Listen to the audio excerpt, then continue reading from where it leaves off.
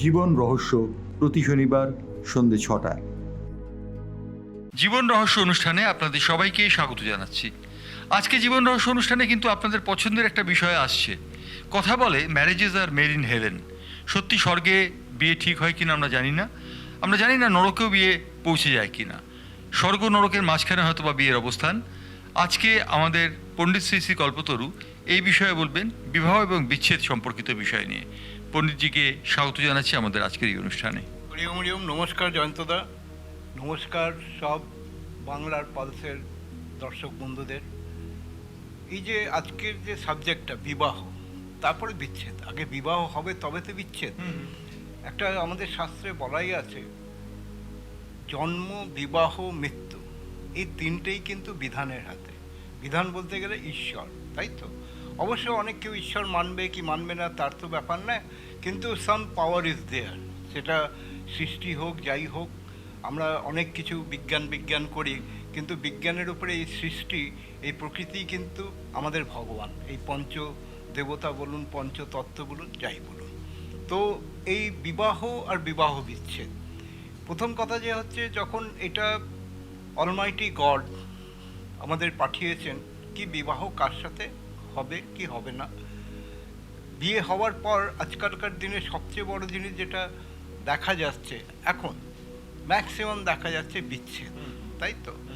তো actually astrological আসপেক্টসে, জ্যোতিষ সাবজেক্টের মধ্যে আমরা মানুষের ছক, আপনাকে একটু ইন্টারাপ্ট করছি পণ্ডিতজি, সেটা হচ্ছে যে আপনি যেটা বললেন যে বিচ্ছেদের সংখ্যা বেড়ে গেছে, একটা স্ট্যাটিস্টিক্স আমাদের হাতে এসছে, গোটা বিশ্বে 47.9% বিচ্ছেদের সংখ্যা বেড়েছে, এবং এটা কিন্তু বেড়ে যাচ্ছে, ক্রমশ বেড়ে যাচ্ছে। কেন, কিসের জন্য?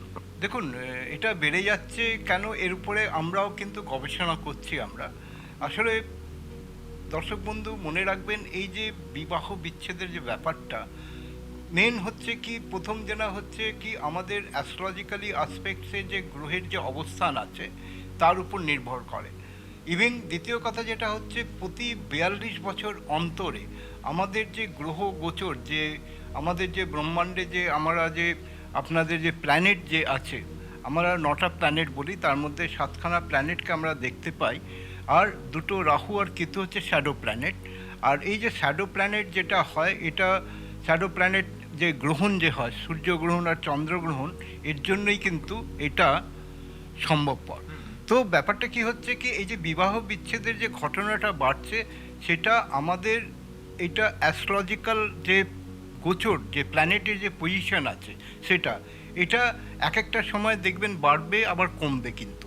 তো দ্বিতীয় কথা যেটা কি হচ্ছে, এর যে জ্যোতিষ বিচারে যেটা আমরা সব সময় করি, ইভেন আমরা বিয়ের আগেই অনেক সময় পাত্র অথবা জাতক অথবা জাতিকাদের যখন আমরা জ্যোতিষ বিচার করি, তখন আমরা তাদেরকে বলি, দেখুন আপনার ছেলে অথবা মেয়ের যখন বিয়ে করবেন তখন দেখে করবেন, বিচার করে করবেন। এখানে আমি একটা কথা জিজ্ঞাসা করছি, প্রায় বলা হয় তাই কোষ্ঠী বিচার করা দরকার বিয়ের সময়, পাত্র এবং পাত্রীর কোষ্ঠী বিচার।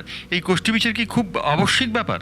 দেখুন, একটা আবশ্যিক তো বটে, কেন আমার আজকে এই প্রফেশনে দেখতে দেখতে 30 বছর হতে চললো, 30 ইয়ার্স। 1995 থেকে আমি এই জ্যোতিষ চর্চা করছি। ইভেন আমার ম্যাক্সিমাম ক্লায়েন্টস, এই যে বিবাহ বিচ্ছেদগুলো ঘটে, তার প্রথম একটা কারণ যেটা হচ্ছে, সেটা হচ্ছে মাঙ্গলিক, সেকেন্ড হচ্ছে কালসর্প যোগ। আবার কালসর্প যোগ কিন্তু 150-র উপরে ভ্যারাইটি টাইপের কালসর্প যোগ হয়, আর এই কালসর্প যোগটা হয় ডিউ টু রাহু আর কেতুর জন্য। তো এই যে রাহু আর কেতু প্ল্যানেট, এটা এই প্ল্যানেটকে আমরা আনপ্রেডিক্টেবল বলি, কেন এরা কখন কিভাবে, আমরাও অনেক সময় হিমশিম খেয়ে যাই। ইভেন কেতুর যখন আমরা প্রতিকার করি, আমরা কেতু প্রতিকার করার সময় তাদেরকে বলি, এর আগের এপিসোডেও আমি বলেছি, মানুষের জীবনে মেন 3টে সমস্যা, যে ট্রায়াঙ্গেলের মধ্যে মানে মানুষ জাতক জাতিকারা যে ঘুরে বেড়ায়, সেটা হচ্ছে একটা মানুষের মেন প্রথম প্রবলেম হচ্ছে হেলথের প্রবলেম, স্বাস্থ্যের সমস্যা, সেকেন্ড হচ্ছে মানি প্রবলেম মানে টাকা পয়সার সমস্যা, আর থার্ড হচ্ছে আপনার পারিবারিক সমস্যা। তো এই যে পারিবারিক সমস্যাটা কিন্তু এটা একটা বিচ্ছেদের, বিবাহ বিচ্ছেদের আন্ডারে পড়ে। পণ্ডিতজি, আপনি একটা কথা বললেন মাঙ্গলিক এবং কালসর্পযোগ। আমাদের দর্শকদের নিশ্চয়ই আগ্রহ হবে যে মাঙ্গলিক কারা এবং কাদের কালসর্পযোগ আছে, এটা কি জ্যোতিষ গণনার মাধ্যমে আগে থেকে জানা সম্ভব? হ্যাঁ, অ্যাকচুয়ালি জ্যোতিষশাস্ত্রে যখন আমরা একজনের জাতক জাতিকাদের ডেট অফ বার্থ টাইম আর বার্থ প্লেস দিয়ে যখন আমরা ছক তৈরি করি, এর মধ্যে 12খানা ঘর থাকে। 12খানা ঘরের মধ্যে যদি মঙ্গল যদি লগ্নে থাকে, চতুর্থে থাকে, সপ্তমে থাকে, অষ্টমে থাকে আর দ্বাদশ ঘরে যদি থাকে, তাহলে সেই জাতক জাতিকারা মাঙ্গলিক হয়। আর যারা মাঙ্গলিক হলে কি হয়, অ্যাকচুয়ালি কী হচ্ছে, মঙ্গল হচ্ছে সবচেয়ে, আমরা প্রত্যেক প্ল্যানেটই কিন্তু পাওয়ারফুল, কিন্তু প্রত্যেক পাওয়ারফুল প্ল্যানেটের কিন্তু আলাদা আলাদা ক্যারেক্টার। কিন্তু মঙ্গল হচ্ছে, মঙ্গলকে আমরা কেন পাওয়ারফুল বলি, মঙ্গল হচ্ছে জমিদার, মঙ্গল হচ্ছে আইএস আইপিএস, যাদের মঙ্গল স্ট্রং থাকে ওরা আসলে, মঙ্গল কী হয়, মঙ্গলের সবসময় তাদের মধ্যে একটা সবসময় একটা ডিক্টেটরশিপের ভাব থাকে, কি না আমি যেটা বলছি যেটা করছি সেটাই ঠিক। তো ন্যাচারালি যারা মাঙ্গলিক হয় তাদের মধ্যে একটা জেদ থাকে, তাদের মধ্যে একটা সবসময় একটা স্ট্রং একটা অ্যাডামেন্ট অ্যাটিটিউড থাকে। তাই জন্য কী হচ্ছে, যারা মাঙ্গলিক হয় দেখবেন মাঙ্গলিক জাতক জাতিকাদের জীবনে কিন্তু অনেক সমস্যা হয়। কিন্তু কেন আমরা জানি কি এই যে রাগ ক্রোধ, এটা মানুষের, এটাও জীবন রহস্যের একটা পার্ট হচ্ছে। কেন আমরা জাতকের হরোস্কোপ দেখে আমরা বলে দিতে পারি কি এই জাতকের কি হতে চলেছে তোমার, আমরা বলে দিই আগে থেকে, আপনি এখন থেকেই ঠিকঠাক ইয়ে করুন, নাহলে কিন্তু আপনার ডিভোর্স হবে। ইভেন মাঙ্গলিকের সাথে যারা মাঙ্গলিক নয়, এই যে অমিতাভ বচ্চনের যে ছেলে অভিষেকের যে বিয়ে হলো, ঐশ্বর্যা রায় একজন মাঙ্গলিক কিন্তু, তাই জন্য অনেক পুজো পাঠ করা সত্ত্বেও আপনি এখন দেখবেন, এটা একটা বড় এক্সাম্পল, কেন প্রত্যেক মানুষই জানতে পারে। এখন কিন্তু অভিষেক ঐশ্বর্যা কিন্তু অমিতাভের বাড়িতে নেই, ওরা আলাদা থাকে। কেন থাকে? এত পুজো পাঠ করা সত্ত্বেও, যাই হোক রিলেশন আছে কিন্তু বাবা মার কাছ থেকে দূরে আছে। এটা কি ঐশ্বরিয়া মাঙ্গলিক বলেই এটা হয়েছে? আমি কি সেটাই ধরে নেবো? অবভিয়াসলি ইভেন মাঙ্গলিক তো বটে। দেখুন মাঙ্গলিক একটা এমন জিনিস, মানে এমন গ্রহ গোচরে যে অবস্থান, মাঙ্গলিকের সাথে সাথে আরও অন্য প্ল্যানেটও আছে, যেটা বললাম কালসর্পযোগ, প্লাস রাহু কেতুর অবস্থান, প্লাস সপ্তমে কী প্ল্যানেট। কেন জন্মছকে সপ্তম ভাব যেটা হচ্ছে সেটা হচ্ছে কিন্তু স্পাউস, মেয়েদের ক্ষেত্রে হাজব্যান্ডের, আর ছেলেদের ক্ষেত্রে স্ত্রীর ঘর। ওইটা ওই সপ্তম ভাব দেখেই আমরা বিচার করি কি এর হাজব্যান্ড কেমন হবে মেয়ের ক্ষেত্রে, আর ছেলেদের ক্ষেত্রে তার স্ত্রী কেমন হবে। তো অ্যাকচুয়ালি এই যে মাঙ্গলিক যে ব্যাপারটা, এই মাঙ্গলিক এটা তাকে কি করে আমি ঠিক করব, সেটাও একটা ফ্যাক্টর। তো এটাকে ঠিক করার জন্য আমরা সবসময় জাতককে বলি কি এর নিরাময় করা উচিত। আর তার থেকে সবচেয়ে বড় জিনিস, মাঙ্গলিকের সাথে সাথে যে কালসর্পযোগ, ওই কালসর্পযোগ থাকলে কি হয় মানুষের জীবনে, ওই যে বললাম মেন 3টে প্রবলেম, হেলথ, মানি আর ফ্যামিলি, এই 3টে প্রবলেমের মধ্যে একটা না একটা প্রবলেম ক্রিটিক্যাল করে দেয়। কালসর্প বলতে আমরা সচরাচর বাংলা ভাষায় বুঝে থাকি কালো সাপ। তো কালো সাপ কি অশুভ একটা প্রতীক বহন করে? অ্যাকচুয়ালি কী হচ্ছে যে কালসর্প যোগের যে আমরা বলি যেটা, এটা কি হয়, এটা প্রথম কথা একটা জিনিস সবসময় মাথায় রাখবেন কি এই কালসর্প যোগ যেটা হয় এই জন্মে, দেখবেন অনেক কেউ বলে কি আমি তো এই জন্মে কোনো খারাপ কাজ করিনি, আমি কাউকে মানে কষ্ট দিইনি, কাউকে কিছু করিনি, তাও কিন্তু আমাদের নানান ধরনের সমস্যা তৈরি হচ্ছে। তো আমি সবসময় জীবন রহস্যের দর্শক বন্ধুদের বলবো, এই জন্মে কিন্তু আমরা যা কিছু করছি পাচ্ছি, কিন্তু সেগুলো হচ্ছে প্রারব্ধ। প্রারব্ধ বলতে বলে গত জন্ম তার আগের জন্মের ফল। লোকে মানে কি মানে না সেটা আলাদা কথা, কিন্তু আমাদের শাস্ত্রে আমরা মানি। আমরা মানে জন্মান্তরবাদকে একটা স্বীকৃতি দেওয়া হচ্ছে। অবভিয়াসলি এটা তো আছেই, এটাকে কেউ অস্বীকার করতে পারে না। ইভেন জাতিস্বর তো আছেই, এটা তো প্র্যাকটিক্যালি প্রুফ। জাতিস্বর আছে, তা আপনি যাবেন কোথায় তাহলে? এখানে তো প্রুফ করার ব্যাপারটা কী হচ্ছে, মানুষ যদি জাতিস্বর হয় তাহলে জন্মান্তরের ব্যাপার তো আছে। তো আমি ধরে নিলাম বিচ্ছেদের ক্ষেত্রে মাঙ্গলিক যোগ এবং কালসর্প যোগ একটা বড় ফ্যাক্টর হচ্ছে, কিন্তু এটা কাটানোর ব্যবস্থা রয়েছে। হ্যাঁ অবভিয়াসলি, তাই জন্যই আমরা যে কালসর্প যোগের জন্য আমরা রাহু কেতুর আমরা সেই জপ পুজো করে সেগুলো আমরা কাটাই, সেই ক্রিয়াগুলোকে করি। আমার প্রতি মাসের ঈশ্বরের মানে কৃপা, এটা ঈশ্বর আমাকে দিয়ে কাজটা করাচ্ছেন। কেন সকলেই তোমারই ইচ্ছা, ইচ্ছাময়ী তারাময়ী, যে আমরা যে গানটা করি, কেন গানটা করি, এটাকে যে যতই বলুক, আমরা কিন্তু আমাদের মনের মধ্যে যে যতই বলি কি আমি ভগবান মানি না, কিছু জানি না, আমি সব কিছু সব জানতে হবে, প্রত্যেক মানুষের মধ্যে একটা ভয় সবসময় বিরাজমান করে। কিন্তু যে যতই বলে, কেউ বলে কেউ বলে না, কেউ ঠেকে শেখে কেউ দেখে শেখে, একটা কথা আছে। যখন মানুষ ঠেকায় পড়ে, আমার কাছে প্রচুর ক্লায়েন্ট আছে, আমি অলরেডি এখন মোবাইলে আমি ইন্টারভিউ নিই সবাইকে, তুমি আগে জ্যোতিষ মানতে না, এখন মানছো কেন? কারণটা কি? আমি এখনই যেখানে রানীকুটিতে আমি গেছি, যেখানে আমার নেমন্তন্ন ছিল দুপুরবেলা, আমি ওখানে খেলাম, কারণ আমার ক্লায়েন্টটা হচ্ছে পরিবারের মতন। তো তার মেয়ে এই 11 তারিখে কানাডায় যাচ্ছে, তো সে আমাকে বলছে কি আঙ্কাল আমি এগুলো আগে মানতাম না, সেটা মানে সেখানে ডাক্তারি পড়ে এখন ইন্টার্নশিপ করছে, তারপরে ওখান থেকে লন্ডন যাবে। তো বক্তব্য কী হচ্ছে, দেখুন একটা জিনিস সবসময় মনে রাখবেন, প্রত্যেক মানুষের, আমরাও ছোটোবেলায় কী করেছি, অনেক ভুল করেছি, জানতে অজান্তে, এখন ফিল করে ওইগুলো করা উচিত ছিল না। তো আমরা জীবনে কিন্তু ঠেকেই শিখি, কিন্তু এটাকে মাথায় রাখতে হবে। কেউ যদি বলে কি আমি না ঠেকেই সব শিখে গেছি, তাহলে সে ভুল বলছে। তো দর্শক বন্ধু, আমি জীবন রহস্যে একটাই কথা বলবো, বিয়ের আগে যে গণনা, যেটাকে কুষ্টি বিচার করে আমরা একটা ম্যাচিং জোটক বিচার বলা হয়, সেই জোটক বিচারটা করা দরকার। ওই জোটক বিচারটা প্রথমে আমরা করে তারপরে আমরা ইন্ডিভিজুয়ালি হরোস্কোপগুলোকে দেখি। ইন্ডিভিজুয়ালি দেখা গেল জাতক জাতিকার ম্যাচিং পয়েন্ট হচ্ছে 36 মার্কস, তার মধ্যে আমরা 18 মার্কস উপরে হলে বলি কি না তোমরা এগোতে পারো, কিন্তু তার জন্য জাতক জাতিকাদের ইন্ডিভিজুয়াল হরোস্কোপগুলোকেও দেখে নিতে হয়। তার মানে আমি কি ধরে নেবো যে জ্যোতিষী বিদ্যাই শেষ কথা? অর্থাৎ আমি উইথ ডিউ রেসপেক্ট একটা কথা বলছি, ভণ্ড জ্যোতিষী প্রচুর আছেন, তারা ভণ্ডামিও করেন, এবং যার ফলে দেখা যায় যে বিবাহ বিচ্ছেদের ক্ষেত্রে এমন এমন পরামর্শ দেওয়া হয় যে পরামর্শতে একটা সংসার নষ্ট হয়ে যায়। তো এটা কি ভণ্ডামির পর্যায়ে মনে? এদিকে শুনুন, ভণ্ড তো সব জায়গায় আছে, প্রত্যেক প্রফেশনে। আজকে পুলিশও ভণ্ড, পুলিশ প্রত্যেক কটা প্রফেশন, ডাক্তারও ভণ্ড, তাই তো? কিছু ভালো ডাক্তার আছে, প্রত্যেক প্রফেশনে ভালো মন্দ থাকবে। আর জ্যোতিষদের ক্ষেত্রে আমরা ভণ্ড বলি, তাই তো? দেখুন, ভণ্ড যে ওয়ার্ডটা, সেটা নির্ভর করছে মানুষের না জেনে কিছু বলা। আমি বলবো সেটা বলা উচিত না, সেটাকে আগে বিচার করা উচিত, দেখা উচিত। 100 জনের মধ্যে 10 জন খারাপ হতে পারে, তাই বলে 90 জন তো খারাপ হবে না।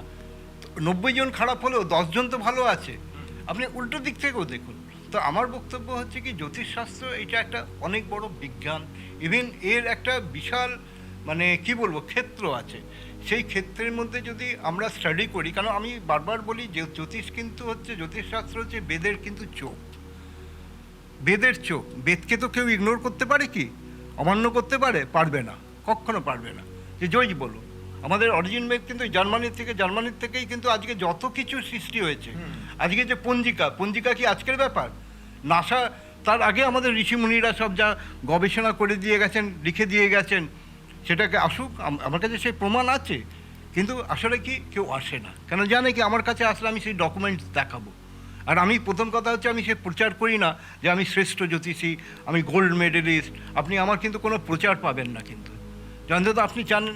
তো ন্যাচারালি আমার বক্তব্য হচ্ছে কি, যে জ্যোতিষশাস্ত্র সাবজেক্টটা এটা একটা এমন বিজ্ঞান, এটাকে যদি ঠিকভাবে যদি মানে এটাকে আমরা বিজ্ঞান বলেই ধরবো। অবশ্যই জ্যোতিষ বিজ্ঞান হচ্ছে শাস্ত্রটা বিজ্ঞান, প্রতিকটা শাস্ত্র কিন্তু বিজ্ঞান।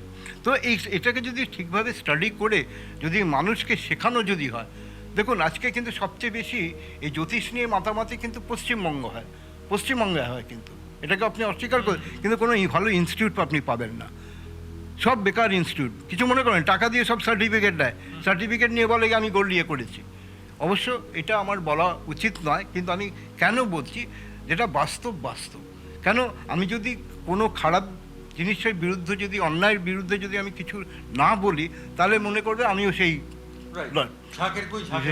মিশে যাচ্ছে। একটা কথা জিজ্ঞাসা করি, সেটা হচ্ছে যে বিয়ের ক্ষেত্রে আমরা দেখলাম যে কনজুগাল যেটা লাইফ লিড করার সময় সে খানিকটা কিছু মানসিক একটা তারতম্য সৃষ্টি হয়, শারীরিক কিছু বৈষম্য সৃষ্টি হয়, এইসব কারণে ডিভোর্সগুলো হয়, এবং অনেক ক্ষেত্রে ইনলস এবং পরিবারের মানুষজনেরও ভূমিকা থাকে।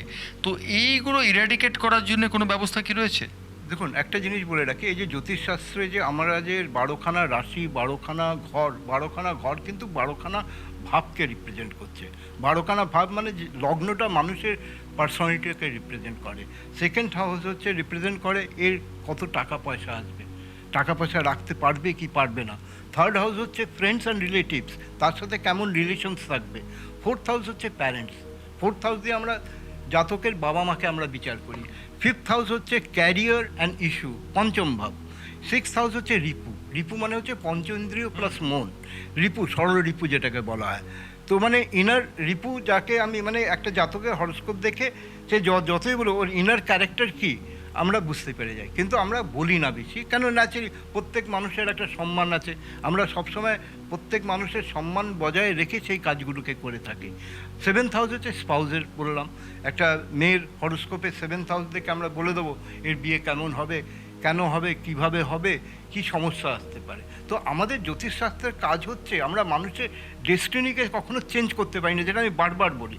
আমাদের কাজ হচ্ছে মানুষকে গাইড করা, মানুষকে পথ দেখানো, মানুষকে প্রিভেন্টিভ মেজার্সগুলোকে দেওয়া। তো সপ্তম ভাব হয়ে গেল জাতক জাতিকাদের স্পাউস হাউস।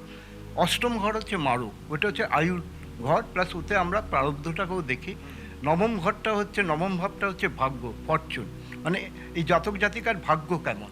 বলে না আমার ভাগ্যটা খারাপ, ভাগ্য বলে একটা জিনিস আছে, অনেক কেউ মানে না, যে মানছে না নো প্রবলেম, কিন্তু ভাগ্য বলে একটা জিনিস আছে। একটা লোক না খেটে কোটি কোটি টাকা আয় করছে, একটা লোক গাধার মতন পরিশ্রম করছে কিন্তু টাকা আয় করতে পারছে না, তো সেখানে আপনি কি বলবেন? তো অনেককে বলে ভাগ্যের দোহাই দিচ্ছে, ভাগ্যের দোহাই না, ভাগ্য একটা জিনিস আছে। নবম ভাব দিয়ে আমরা বলে দিই। ইভেন দশম ভাব হচ্ছে কর্ম, দশম ভাব হচ্ছে কর্ম, মানে একটা জাতক জাতিকা কী ধরনের কর্ম করবে। এই যে চাকরির ক্ষেত্রে আমরা ক্যারিয়ার আর কর্মস্থান দেখে আমরা বলবো কি তুমি এই লাইনে যাও, তাহলে তুমি ডাক্তারি পড়ো, ডাক্তারি। কিন্তু সমস্যাটা আবার এখানে হয়ে যায় কি বাবা মা চায় কি আমি আমার যে সন্তান আছে আমি যে স্বপ্ন পূরণ করতে পারিনি আমার ছেলে মেয়েকে দিয়ে আমি যাতে পূর্ণ করতে পারি। তো এখানে কিন্তু ওই যে ফোর্থ হাউসটাও কিন্তু ব্যাড হাউস, 6th হাউসটাও ব্যাড হাউস। 4th হাউস কেন ব্যাড হাউস? বাবা মা কখনো আমি খারাপ বলছি না, কিন্তু এখানে প্ল্যানেট অনুযায়ী এটা নির্ভর করছে বাবা মার ওই জাতক জাতিকাদের প্রতি কেমন মনোভাব আর কিভাবে গাইডেন্সটা করছে। 11 নম্বর ঘরটা হচ্ছে একাদশ ঘর, যেটা হচ্ছে আয়ের ঘর।